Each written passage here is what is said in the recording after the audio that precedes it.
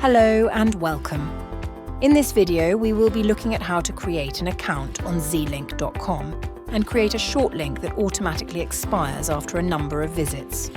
First, go to Zlnk.com and click the Login button. Next, click Create Account.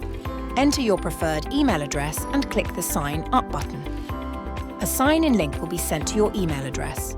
Click on that link and you will be directed to your dashboard. To create your short link that will expire automatically after a number of visits, click the New tab on the sidebar. Select Short Link.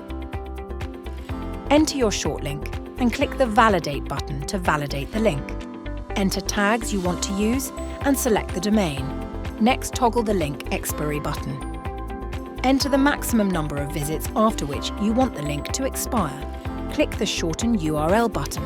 And that's it. Thanks for watching.